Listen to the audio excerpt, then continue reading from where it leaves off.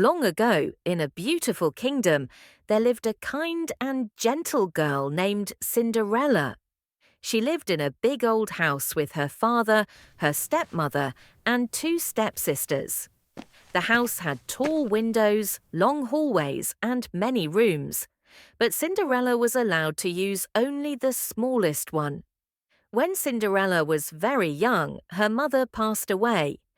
Before she died, she held Cinderella's hand and said, "Always be kind and brave, my dear." Her father loved her very much, but he had to travel often for work. He wanted to give Cinderella a good life, so he worked very hard. After some time, her father also became very ill and passed away. Cinderella was left alone with her stepmother and stepsisters. At first they were kind and friendly. They smiled and spoke gently, but soon everything changed.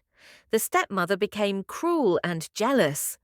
She did not like Cinderella's beauty and kind heart. The stepsisters became lazy and selfish. They cared only about nice clothes and mirrors. They made Cinderella do all the work. Every morning she woke up before sunrise. She cleaned the house, she washed the clothes, she cooked the food. She carried heavy water buckets and swept the floors. Sometimes her hands were tired and her back hurt, but she never complained. They gave her old clothes and made her sleep near the cold fireplace. Because of the ashes, everyone started calling her Cinderella. Still, Cinderella stayed kind and gentle. She talked to birds and mice.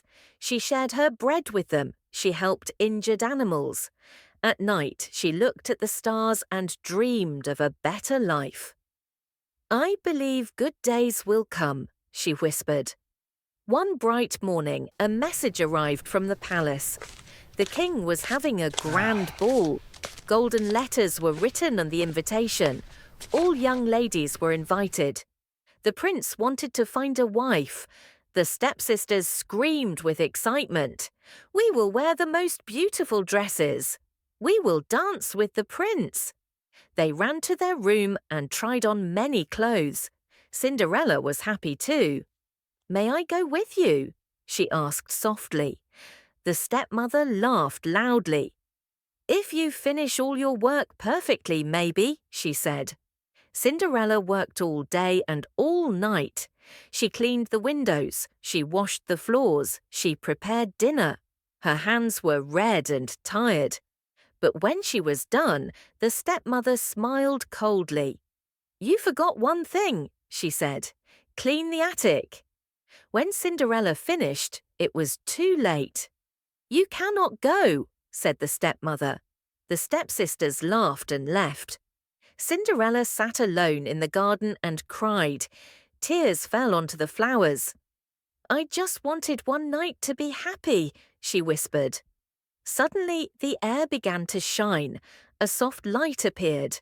A kind old woman stood before her. "I am your fairy godmother," she said gently. "I have always watched over you. Do not cry, my dear." With her magic wand, she changed everything. A pumpkin became a golden carriage. Mice became strong horses. Rags became a beautiful blue dress. Glass slippers sparkled on her feet. "You may go," said the fairy godmother. "But remember, the magic will end at midnight." Cinderella promised and went to the palace. At the ball, music filled the hall. Lights sparkled like stars. Everyone stopped and stared. The prince saw Cinderella and could not look away. "May I dance with you?" he asked. "Yes," she smiled. They danced again and again. They talked about dreams and hopes. Cinderella felt like she was in a dream. Suddenly she heard the clock. 12, 11, 10. "Oh no," she thought. She ran. One glass slipper fell, but she did not stop. The magic faded. The prince ran after her but was too late. He held the slipper. "I will find her," he said. The next day he travelled everywhere. Many girls tried, too big, too small. Finally, he came to Cinderella's house.